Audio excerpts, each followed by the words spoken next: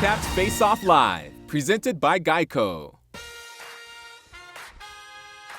Tonight, the Washington Capitals will wrap up their 3-game road trip out west in Vegas with a President's Day showdown against the Golden Knights, the 2018 Stanley Cup Final rematch. Puck drop is just 1 hour from now as our pregame coverage begins right here on NBC Sports Washington. It's Caps Face-Off Live presented by Geico. I'm Jordan Giorgio alongside Grant Paulson and Brent Johnson. Caps coming off a tough loss against Arizona. Meanwhile, Vegas is coming off a win against the New York Islanders. Washington looking to finish this road trip off strong in front of Braden Holtby, who gets his 3rd straight start tonight. Holtby hasn't had the greatest season thus far, but continues to improve as of recently, Brent. Well, ever since coming in that Long Island game, he's had 7.5 periods of great, if not exceptional hockey. He's played very well.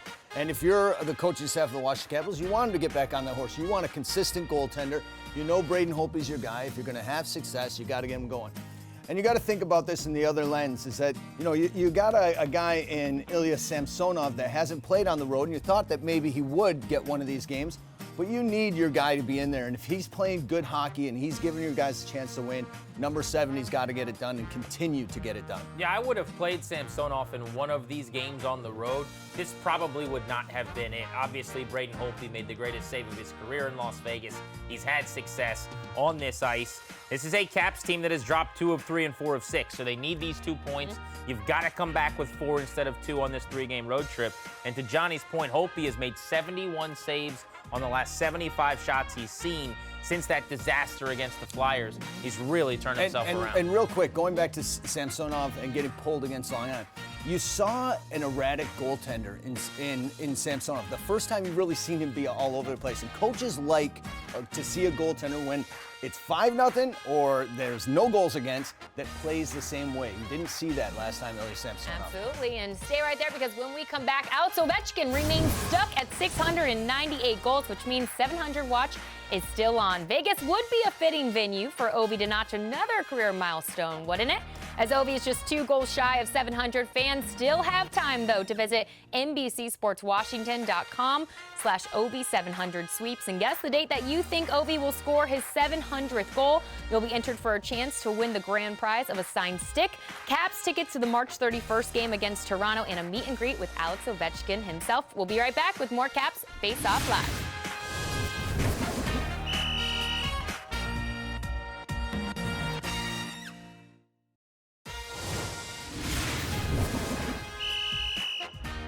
The Honda Hockey Moms contest is back. Yeah, I think she played a huge part over the years. She'll tell the story of when I was younger, and she was actually the one that had to go out and shovel the outdoor rink so that when I came home from school, it was ready to rock for my friends and I.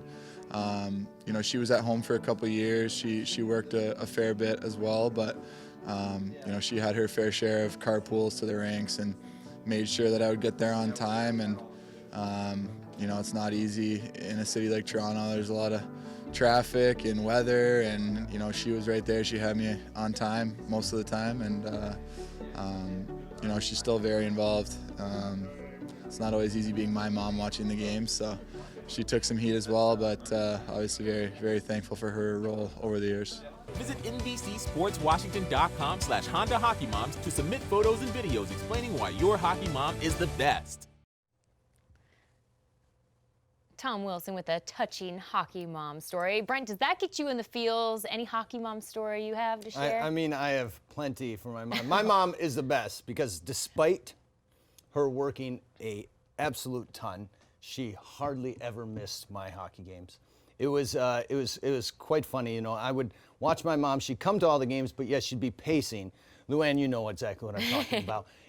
This is something that goaltending moms do. They go up and down, barely watching. But she would have bruises after most games, I would see her there next to me on the rink, and the old rinks had ice on the outside of the arena. And I'd see her standing there and make a save. She's making the save with me. And then next thing I look over, she's gone.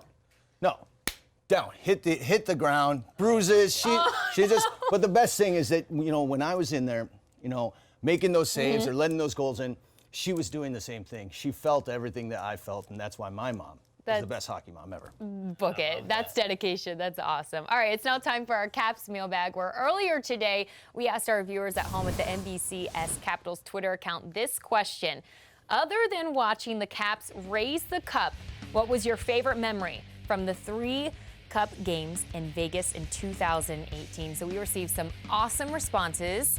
But I've got to ask you, too, watching it, what was your favorite memory from that time? So I've got 2 that stand out above all else, and it's just such a great memory for me every time they go back to Vegas, like the rest of you, to look back on one of the happiest weeks and one of frankly, the great experiences of my entire life. I went out to games 1 and 2 in Las Vegas, considered going to game 5, but made the decision that I wanted to be in D.C. just in case the team won, and was able to celebrate with friends and family. And you were talking about your mom, Johnny. My mom is the reason I got into being a sports fan and loved the Capitals. And we'd sit down and watch games when I was a kid. And she came with me to Capital One Arena to the watch party for Game 5, and I was able to hug her right after the Caps hoisted the cup for the first time. But I'll say Brooks Orpik's game-winning goal in Game 2 of the Stanley Cup in Vegas. Remember, he had not scored. He doesn't score much. All that guy, or he season never long. did. I think you could go back like the 3.5 years before that. When you needed him the most. He might have had 2 goals. And if you look at that sequence, it was Game 2. They were up 2-1. Yep. He gave him a goal to make it 3-1 with 10:19 to go in the second. It was just a ridiculous kind of no-look pass from Lars Eller, dropping it back. I'm not even sure if he knew it was Brooks Orpik. Just get it on net. Just get it on net, Brooks. Hit an elbow. I think it was, if memory serves, it was Tuck. It was a wacky Karaman bounce. I mean, poor Marc-Andre Fleury, your guy. Nothing he could do. It was the weirdest, quirkiest bounce ever. It hit both posts, somehow went in. Yep. That was awesome. That's one of my big 2 I remember. What's your other one? Yeah, My other one's Devontae Smith-Pelly. This is the game-tying goal in Game 5. So everyone talks about Lars, right? And understandably so, Lars Eller scores the GWG to put the Caps in the win column in that 5th game. But before that game winner, Devontae Smith-Pelly had to tie the game, and he did so with a crazy forecheck to win a puck, kind of comes down along the boards and is saved at the point in the offensive end.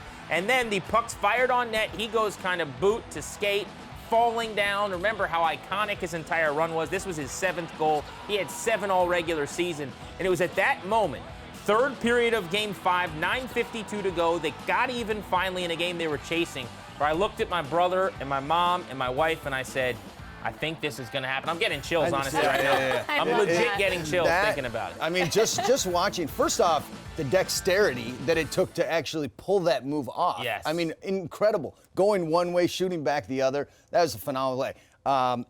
Besides the DSP goal, I have a few moments as well that I really love. Obviously, the save. Everyone on Twitter is talking about the save, and the save is that moment. It is that moment that they were down 1-0 in the series, Game 2. They were up 3-2 in that game with just over 2 minutes left, and he makes his save on Tuck that is just absolutely incredible. Rob, if not for that, that series could have gone any way. Absolutely. It could have gone any way. It was totally the catalyst for the Capitals ripping off those next 3 after this one. Voted by NHL.com the save of the decade, by the way. Yes. Not just for Caps fans, we love it. Obviously, we've all got paintings and murals in our houses. And the reaction from the bench, I mean, remember watching Ovi just like, oh my God, no one could even look what just happened. It was just uncanny. So Braden Holtby's in that category for one of my favorite moments. Another one was just, real quickly, was the embrace between Alex Ovechkin and Nicholas Backstrom after ships together. Been through some good seasons, but they never really pulled it off. And when they did, they enjoyed every single moment. The reactions are what I remember mostly. You're talking about the reaction when they win the cup.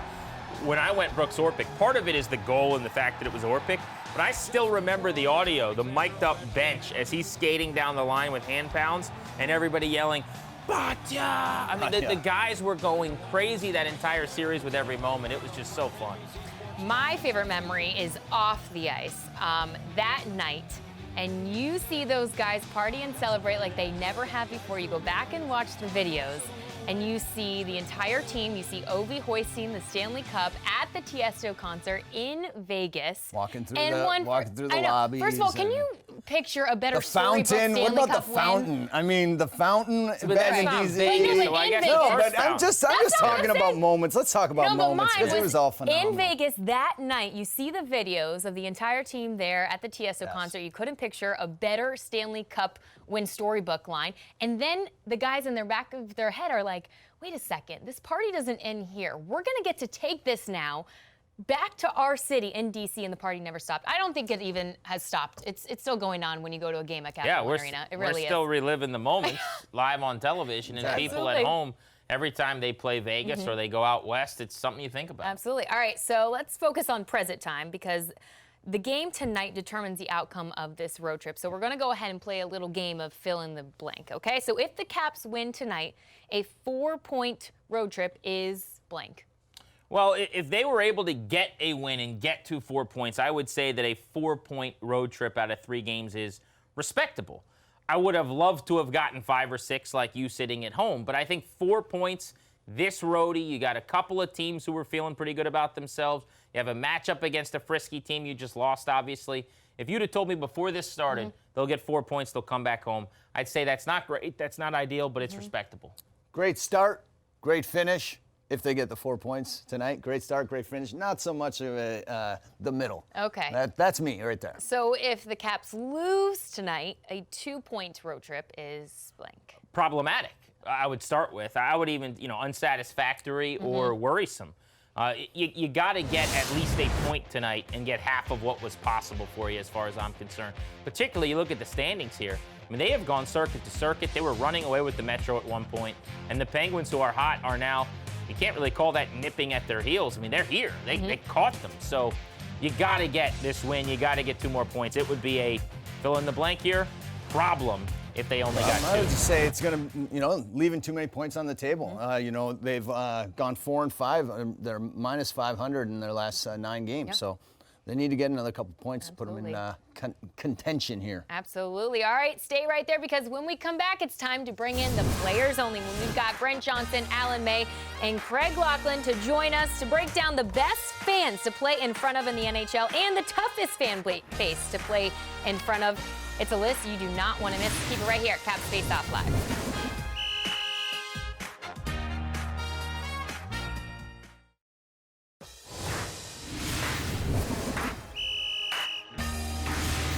We're back with Caps Faceoff Live. The Caps continue on their road trip out west with their last stop tonight against the Vegas Golden Knights, a 2018 Stanley Cup Final rematch. It's not always easy to play on the road because of some fan bases. They are ruthless. Vegas fans have not forgotten what Washington did on their ice June 7th, 2018. To get a taste of what it's like to play in front of certain fan bases, let's go ahead and bring in the players only and Brent Johnson, Alan May, and Craig Laughlin. Guys, thanks so much for joining us. Brent, would you start things off? In your opinion, what team has the best fan base in the NHL? All right, I'm going to go with teams, and I know I'm a little bit biased here, but ever since the start of Rock the Red era here in D.C., there has been not a single louder building to be present in. This is just, here in D.C., it is just the most amazing fan base, crowd base. They get the team, they get the bench going. Everyone's ready. But I have another team, and now the Pittsburgh Penguins, PPG Paints, I'm sorry, may not be the loudest. You can and sometimes hear a pin drop, but the fans are very, very loyal. Once you're there, once you've played in that organization, they are with you for life. So I got 2 teams that have some of the best fan bases, and like I said, I know I'm biased, and I was fortunate to play for both. Well, what do you 2 guys got? I'm number one. I didn't think you were allowed to mention the Penguins on this show, Brent. Apologies. Okay, we'll give you a break on this one, but I think you nailed it. Obviously, we're around the Caps all the time. I think another great building, and always has been, is Chicago. I think Chicago ranks up there with the best in sports of all time. I had the opportunity to play in the old stadium. There's nothing better than that. And the new stadium with 22,000 is one of the best buildings. They're passionate fans. The whole Chicago community gets behind the Hawks, win or lose, much like the Penguins you were talking about. What about the national anthem there? It's amazing, too. Oh, the It's best incredible. ever. I just about jumped because I played one of my first games in the NHL there, and it was at the old stadium, and I didn't know it was coming. And when he belted that out with the organ that was in the roof of the building, spectacular. It's a spectacle, and to this day, the best. And you know what? When I look at around the National Hockey League, of course I'm going to go with the Washington Capitals fans and Capital One Arena. The Pittsburgh fans, I think they're absolutely amazing. The passion that they show for their team. How many of them come to Washington and cheer their team on? This seemed like win after win, and they finally got a little bit of their own when the Caps knocked them out of the playoffs a few years back. But when you look around the league, last year what we saw in the playoffs, Locker, how deafening was it in Carolina? When they actually have fans in the building, when they're actually playing in a playoff game, it was incredible. And I go back when I played, San Jose wasn't getting people in their new building. And then all of a sudden they got in the playoffs, and their fans have been incredible ever since. This year has been horrible for them. They have nothing to cheer about, injury after injury, a bad team, firing a coach. They could fire a second coach, you never know. But I look at San Jose is so tough. The fans are amazing. And I go to Montreal. Everything about the experience of the Montreal Canadiens, from the arena, the fans, everything, the passion that bleeds there is absolutely phenomenal. When we go around and you look, we can't talk about any fan base in the league without talking about how incredible the fans in Nashville are.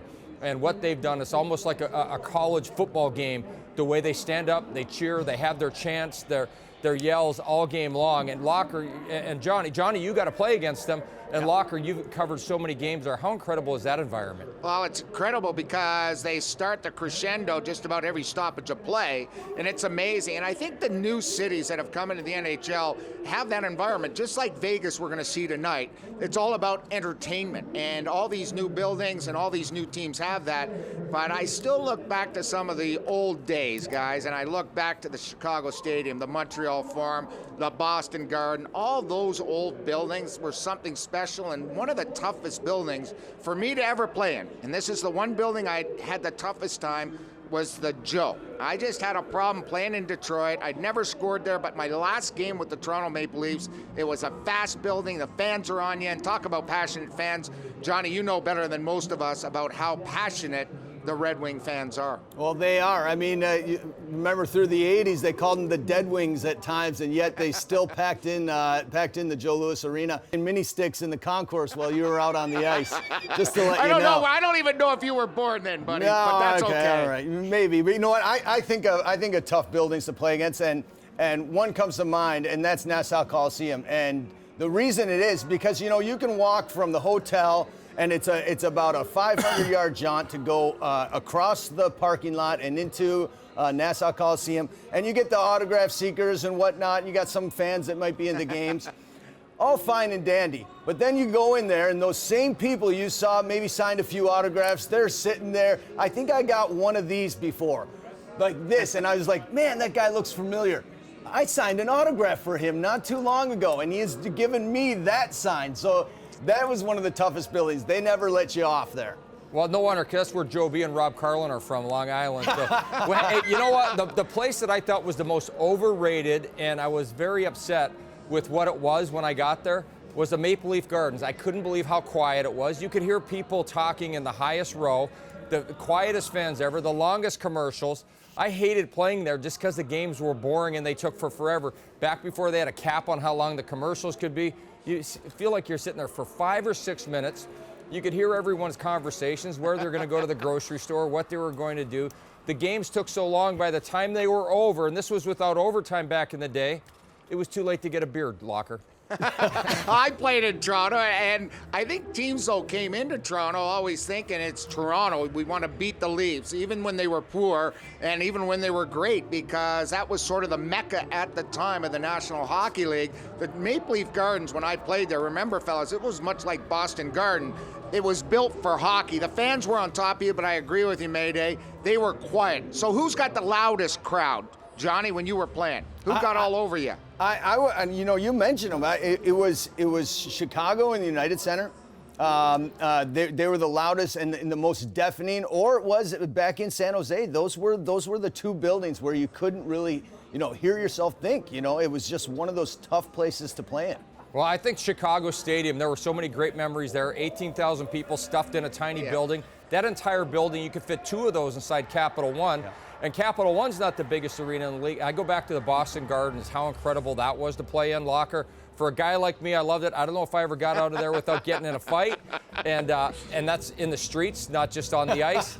But that place was absolutely amazing, too. It was just so different. It was so tiny, small. Tiny. And the highest row there was like the highest row in the lower section, the lower bowl at Capital One. So those were great games. The smaller buildings definitely were louder. Definitely. And we used to do the broadcast at Boston Garden right at the lower level overlooking center ice. We could hear everything. It was spectacular. I could hear what you said about me, Locker. All right, well, it's settled then. Caps fans are the best in the league, right? There you go. All right, that's all we needed to know, you guys. Thanks so much for joining us. Appreciate it. Thank you. It's now time for our score prediction presented by Volkswagen. Before we get into that, this will be the second and final time this season that these two teams will meet. Last time Caps were victorious 5-2. What's the key if they want to do it again, Grant?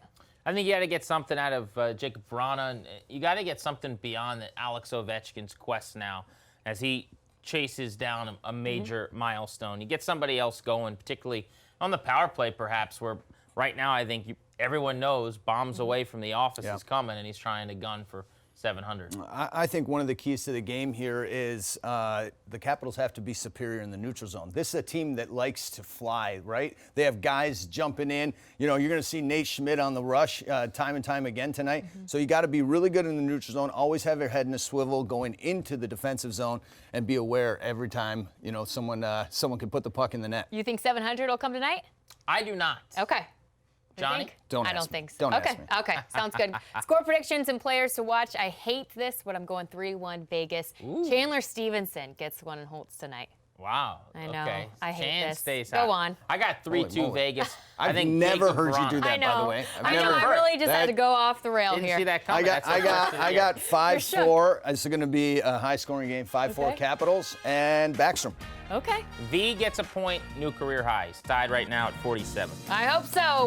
We are 30 minutes out from puck drop on this President's Day out west. Caps looking to finish this road trip on a high note. Alex Ovechkin still 2 goals shy of 700. Don't go anywhere. Our pregame coverage continues with Rob Carlin and Alan May on Caps Pregame Live next.